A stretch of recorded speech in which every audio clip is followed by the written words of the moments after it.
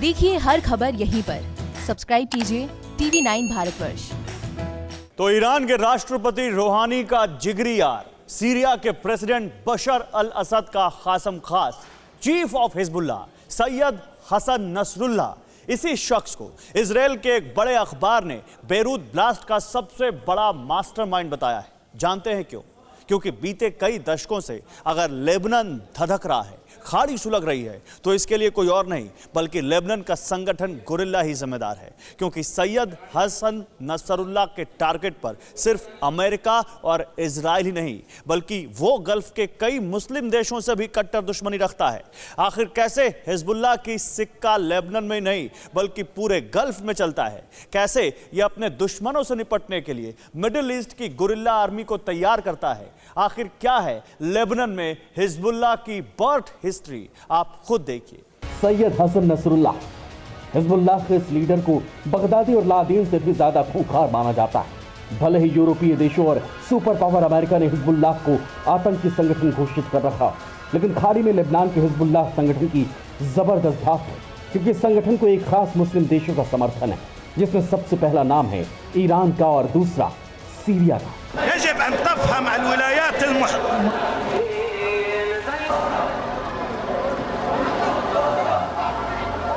Lebanon ही नहीं, gulf country में जितने भी गुरिल्ला संगठन हैं, इन्हें हिजबुल्लाह हथियार और बारूद मुहैया कराता है, और इसके लिए ईरान से हिजबुल्लाह को सीधी फंडिंग मिलती है। मकसद सिर्फ एक है, अमेरिका और उसके जिगरी दोस्त इजराइल और सऊदी अरब को परेशान करना।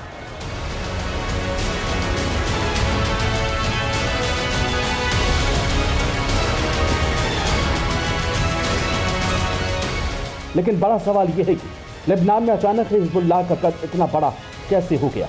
कैसे इस संगठन ने दुनिया की नाक में दम करना शुरू कर दिया? यहाँ तक कि लेबनान में भी 15 सालों तक जो गृह युद्ध चला, उसके लिए भी हिजबुल्लाह और उसके चीफ सैयद हसन नसरुल्लाह को जिम्मेदार ठहराया जाता है। आखिर क्यों? ये समझने के लिए आपको लेबनान के अतीत में जाना होगा। साल 1943 में लेबनान में एक समझौता हुआ, जिसके मुताबिक धार्मिक गुटों के अनुसार राजनीतिक ताकतों को बांटा गया। मसला, पहली शर्त, सुन्नी मुसलमान ही प्रधानमंत्री बन सकता है। दूसरी शर्त, ईसाई धर्म से जुड़ा व्यक्ति राष्ट्रपति बनेगा। तीसरी शर्त, संसद का स्पीकर शिया मुसलमान बनेगा। लेकिन यह धार्मिक संतुलन बहुत लंबे वक्त तक कायम नहीं रह पाया। फिलिस्तीनी लोगों के लेबनान में आकर बसने के बाद लेबनान में सुन्नी मुसलमानों की तादाद बढ़ गई। ईसाई अल्पसंख्यक थे, लेकिन सत्ता में भी थे। ऐसे में शिया मुसलमानों को हाशिए पर जाने का डर सताने लगा। इसी वजह के चलते साल 1975 में देश में गृह युद्ध छिड़ गया, जो 15 साल तक चला।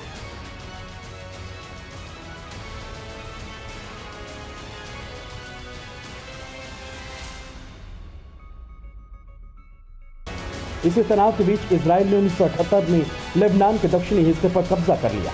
इस बीच 1989 में ईरान में सरकार बदली और अपना दबदबा बढ़ाने के लिए लेबनान और इजराइल के बीच कूद गया। ईरान ने लेबनान के शिया मुसलमानों को अपने पाले में लिया, उसका साथ देना शुरू किया, और फिर साल 1982 में लेबनान में हिजबुल्लाह नाम का एक संगठन बना, जिसका मतलब था अल्लाह की पार्टी। 3 सालों के भीतर लेबनान में हिजबुल्लाह ने अपनी जड़ें मजबूत कर ली, और फिर साल 1985 में हिजबुल्लाह ने अपना घोषणा पत्र जारी किया, जिसमें लेबनान से सभी पश्चिमी ताकतों को निकाल कर बाहर करने का ऐलान किया गया। और इसके बाद खाड़ी में शुरू हुआ हिजबुल्लाह का बारूदी कोहरा।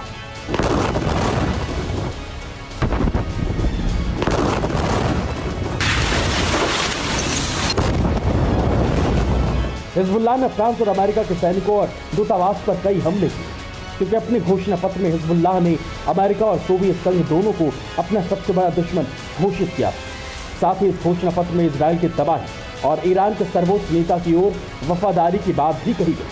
तभी से इजराइल और लेबनान के हिजबुल्लाह की सीधी अदावत शुरू हुई।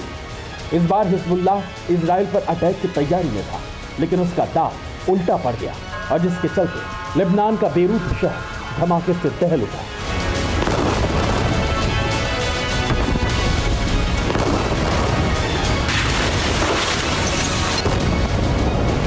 न्यूज़ टॉप 9 रोज सुबह 7 बजे और शाम 7 बजे सिर्फ TV9 भारतवर्ष पर।